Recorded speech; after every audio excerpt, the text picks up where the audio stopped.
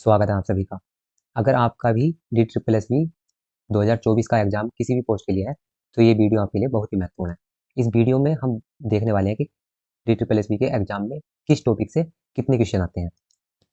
Syllabus तो D triple S B ने दिया हुआ नहीं है, पर डी ट्रिपल एस बी का जो पिछले 2-3 साल का ट्रेंड रहा है उसके हिसाब से मैंने फिल्ट्रेशन किया है। हम एग्जाम की तैयारी तो कर रहे हैं, अगर हमें यही ना पता हो कि किस टॉपिक से कितने क्वेश्चन आते हैं, क्या वेटेज है उसका, और हम तैयारी करते रहे तो उस तैयारी से हमारा कोई फायदा तो होने वाला है नहीं।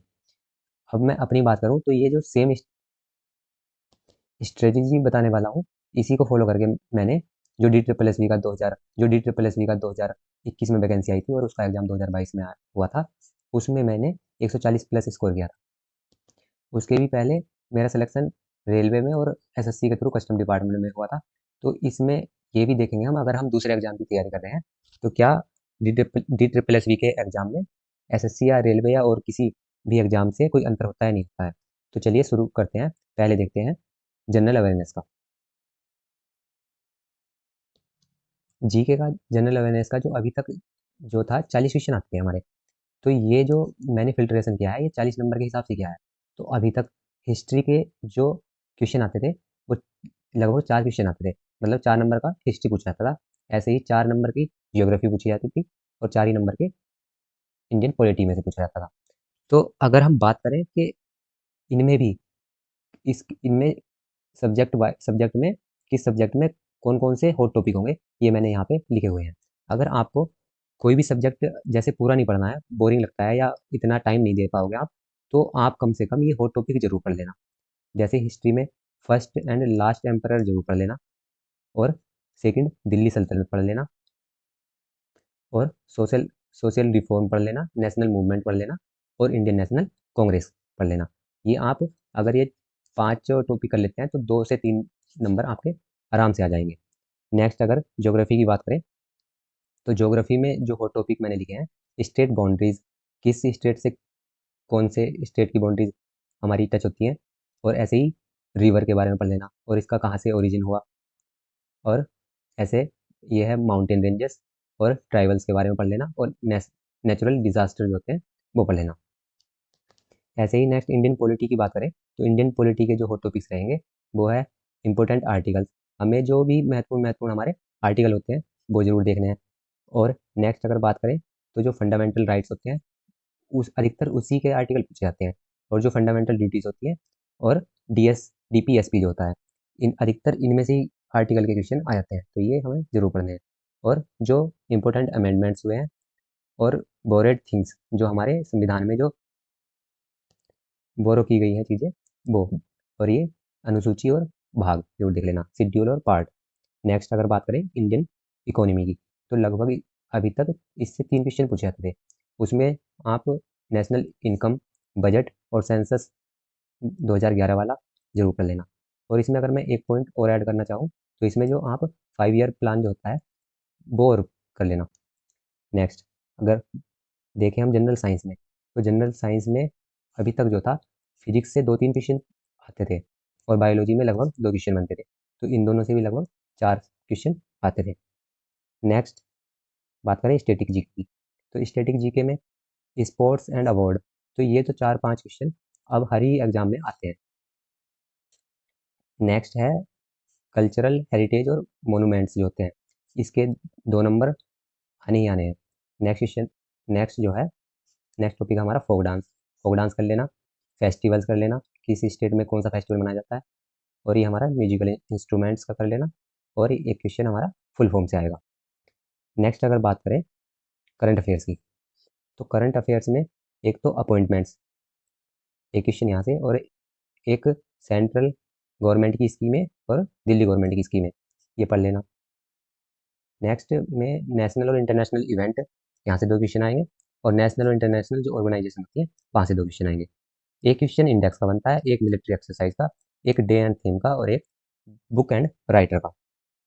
तो ये कुल मिला के हमारे ये इसका यहाँ पे टोटल है, तो टोटल हमारे हो जाता है 40। तो ये अभी तक जो था जीके 40 नंबर का आता था, तो ये उसके हिसाब से है। बात करें अगर अब हमारा आएगा 35 नंबर का जीके, तो 5 नंबर कहाँ कम होंगे, तो मेरे हिसाब से जो है ये करंट अफेयर्स में तो कम होने वाले हैं नहीं, और ना ही हमारे स्टैटिक जीके में कम होंगे। ये जो क्वेश्चन कम होने वाले हैं, एक-एक मुझे जो लगता है कि एक हिस्ट्री से कम होगा, एक ज्योग्राफी से कम होगा और ऐसे ही एक पॉलिटी से कम होने के चांस हैं। तो ये अभी तक का ट्रेंड रहा है।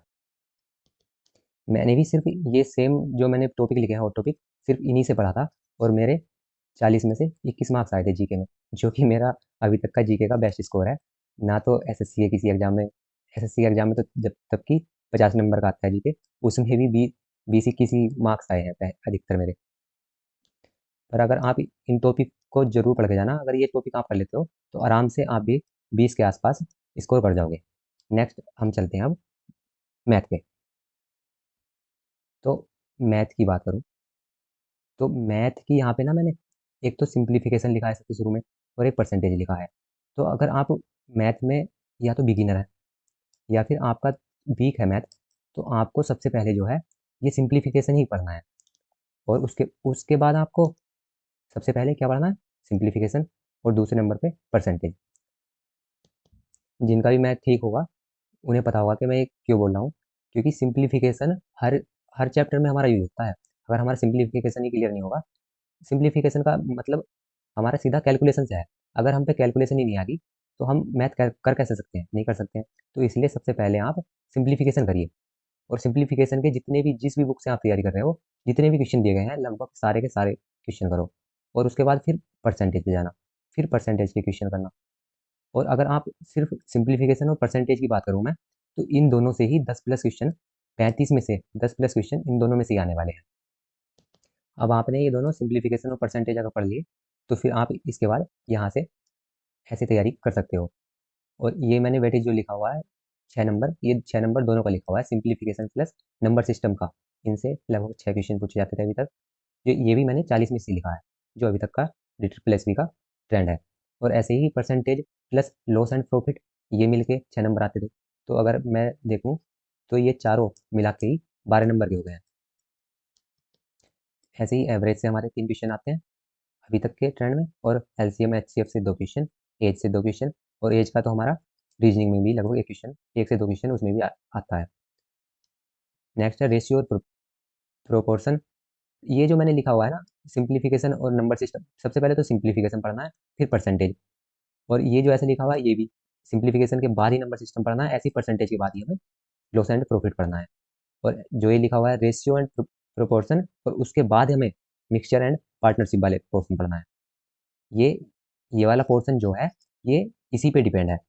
तो इसी की वजह से मैंने ये यहाँ पे पहले लिखा है। ऐसे ही लॉस एंड प्रॉफिट भी परसेंटेज पे डिपेंड होता है और नंबर सिस्टम भी सिंप्लीफिकेशन। खैर सिंप्लीफिकेशन पे तो सारी चीज़ें डिपेंड है ये, और ऐसे ही परसेंटेज पे भी लगभग आधे से ज़्यादा ये टॉपिक सब परसेंटेज पे डिपेंड है। पर सिंप्लीफिकेशन पे ये जो है ये किंग है। अगर ये आपका क्लियर हो गया तो ठीक है, अगर ये नहीं होता तो आपका स्कोर ना तो मैथ में तो आएगा ही नहीं, रीजनिंग में भी नहीं आएगा।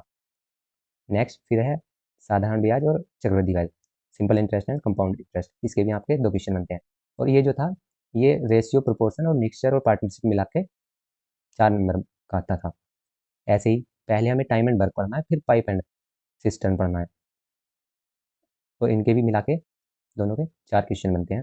ऐसे ही हमें time, speed, time and distance पढ़ना है पहले, फिर बोट एंड स्ट्रीम पढ़ना है। इसके भी हमारे 2-2 क्वेश्चन पूछे जाते हैं, 4 क्वेश्चन। नेक्स्ट बात करें, वॉल्यूम और सरफेस जो होता है उससे हमारे 2 से 3 क्वेश्चन बनते हैं, और डायग्राम और चार्ट जो होता है उससे 4 क्वेश्चन बनते हैं। तो ये 40 क्वेश्चन हो गए, जो अभी तक का ट्रेंड था उससे ये पूछा जाता था। और अब जो है 5 क्वेश्चन कम हो जाएंगे, तो अब उसमें से 1-2 क्वेश्चन कम होने वाले हैं।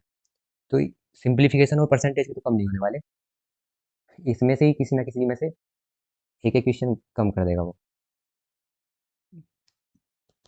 और ये मैंने 40 इसीलिए लिखा है, 40 मैंने जान के ही रहने दिया है। मैं चाहता तो इसे 35 भी कर सकता था, कि 35 होगा तो कैसे कैसे क्वेश्चन आएंगे, पर मैंने 40 इसलिए रहने दिया क्योंकि जो टीचिंग वाले हैं उनके जो है 20 क्वेश्चन आएंगे, तो आप इसमें से आधा आधा कर लो। अगर आपके 20 क्वेश्चन मैथ में आएंगे ना, तो ये 3 यहाँ कर लो, 3 यहाँ कर लो, और इसमें से लगभग 1.5 नंबर, 1.5 कैसे करोगे? पर हाँ मतलब आधे आधे कर लो इसमें से, तो ये टीचिंग वालों का हो जाएगा। ऐसे ही जो ऊपर हमने जीके का देखा था, आप इसमें से भी आधे आधे क्वेश्चन कर लो, आधे आधे मार्क्स के। तो जैसे 40 हुआ था ना, तो ऐसे ही यहाँ पे आपका 20 हो जाएगा, इससे आधे क्वेश्चन आएंगे। ऐसे ही मैथ में, अब मैथ में अगर मैं बताऊँ, आप बिगिनर या वीक है, या तो बिगिनर हैं आप मैथ में, या फिर आपका मैथ वीक है, तो आपको जो मैंने बताया सिंप्लीफिकेशन, सबसे पहले सिंप्लीफिकेशन पढ़ना है और उसे पढ़ के छोड़ नहीं देना है। उसे डेली ही उसके 2-4 क्वेश्चन तो करने ही करने हैं। उसमें आप क्या कर सकते हैं, उसमें एक तो आप कर सकते हैं कि सबसे पहले जो है हमारे जो पहाड़े होते हैं, टेबल होते हैं, वो टेबल याद होने चाहिए। लगभग 15 तक तो सबके याद होते ही हैं, या फिर अगर 15 तक भी आपको याद नहीं है तो 2 का, 3 का, 5 का, 7 का, 11 का, 13 का और 17 का, 19 का और 23 का और 29 का, ये पहाड़े जरूर याद कर लेना।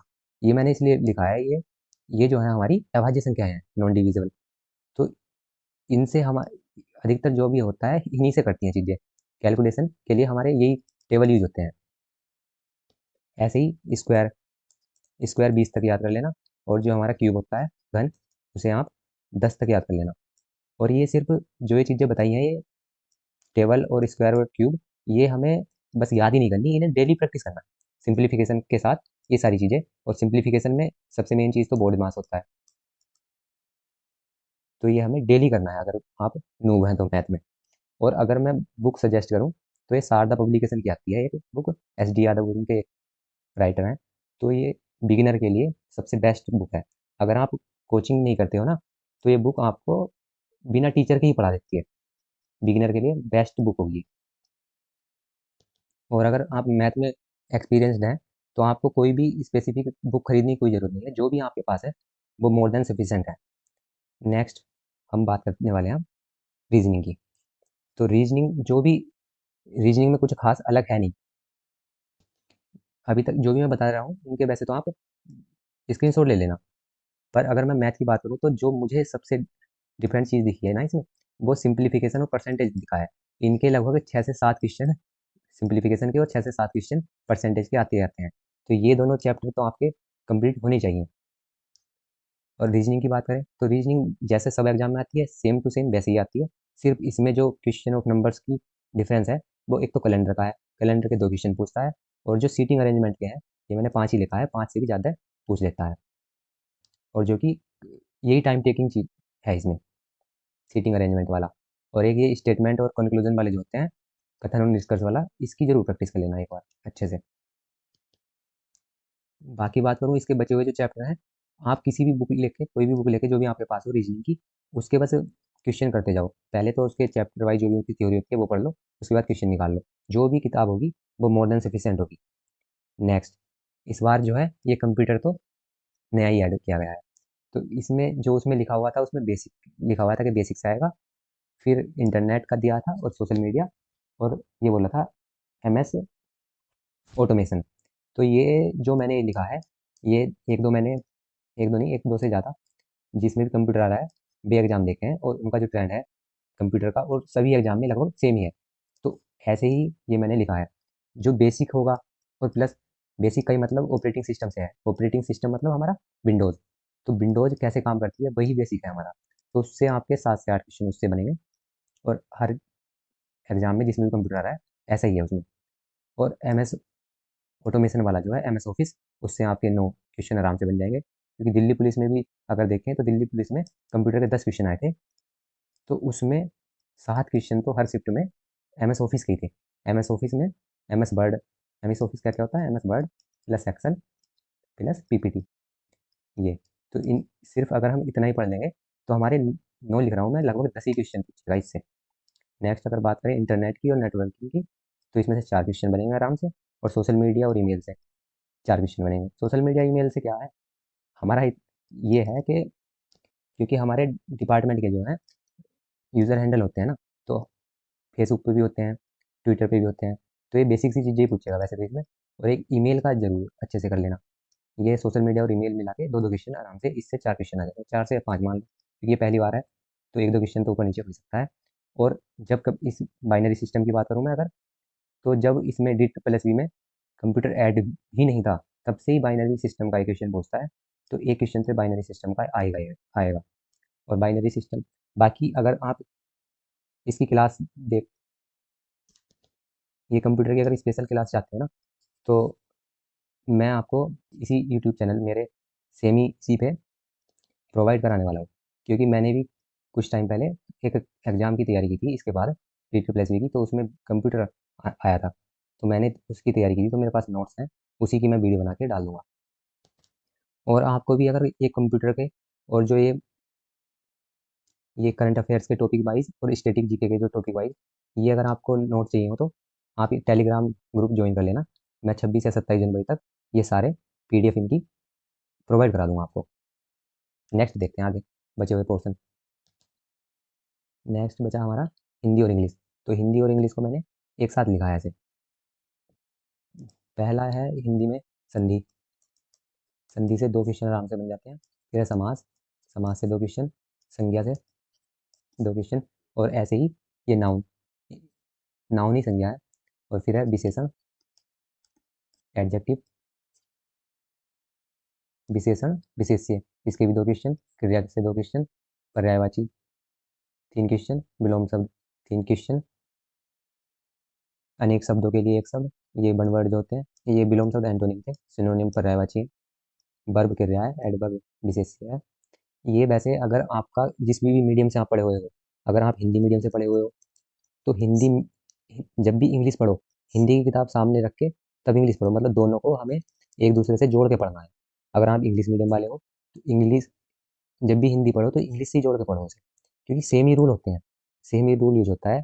जैसे एक वचन के लिए एक क्रिया यूज होती है हिंदी में, ऐसे ही सिंगुलर नाउन के लिए सिंगुलर वर्ब का यूज किया जाता है। सेम टू सेम ही चीज़ है। और आगे है वाक्य भेद, टेंस कहते हैं। वाक्य शुद्धि, एरर वाला, मुहावरे 2, लोकोक्ति 2, और गद्यांश जो होता है अनसीन पैसेज, उसमें 4 क्वेश्चन करता है। ऐसे इंग्लिश में देखें तो अनसीन पैसेज 4 नंबर का, फ्रेजेस 2 नंबर की, ईडीएम 3 की, एरर के क्वेश्चन आते हैं 4। और हाँ, ये फिल इन द ब्लैंक जो है, ये 7 क्वेश्चन बनते हैं इससे।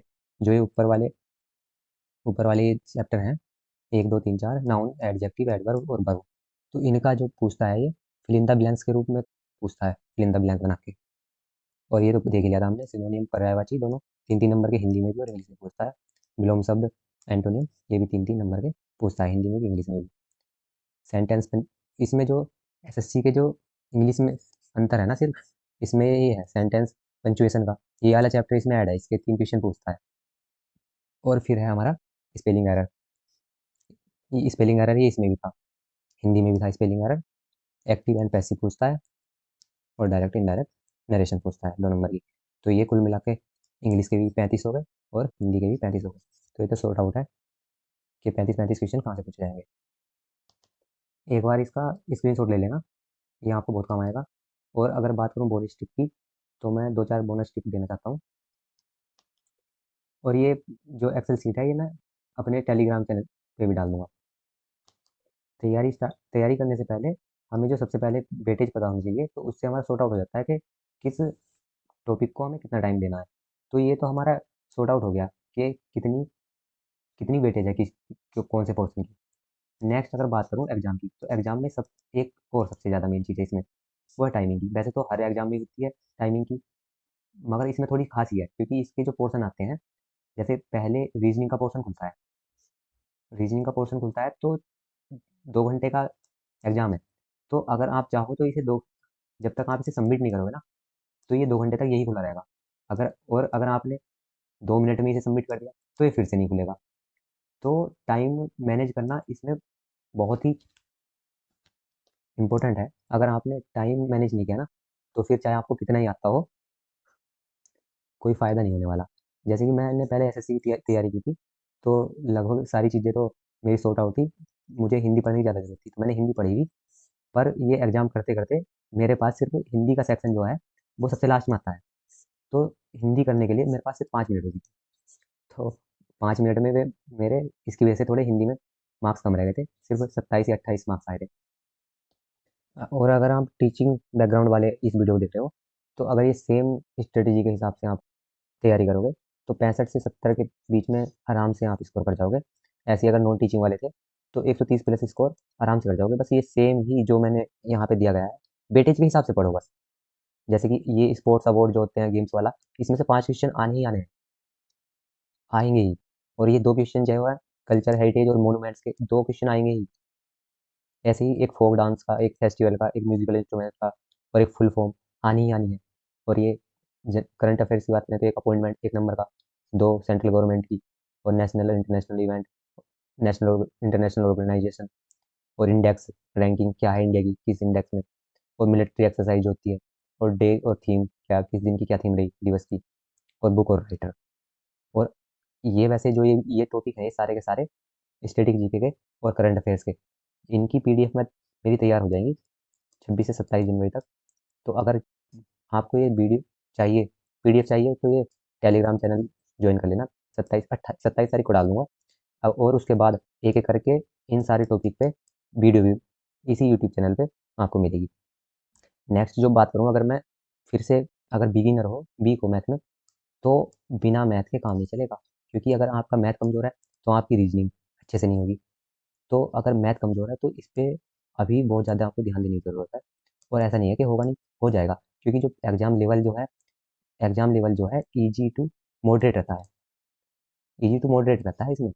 इसमें हार्ड डिफिकल्ट वाले जो क्वेश्चन है वो पूछता नहीं है, मैथ में भी नहीं पूछता और ना ही रीजनिंग में पूछता है। बस अगर उसे थोड़ा घुमाना हो तो बस सिर्फ लेंथ घुमा देता है क्वेश्चन की, उसे बहुत ज़्यादा डिफिकल्ट नहीं बनाता है। और मैं बता रहा हूँ कि सिंप्लीफिकेशन डेली ही करना अगर कमज़ोर है तो।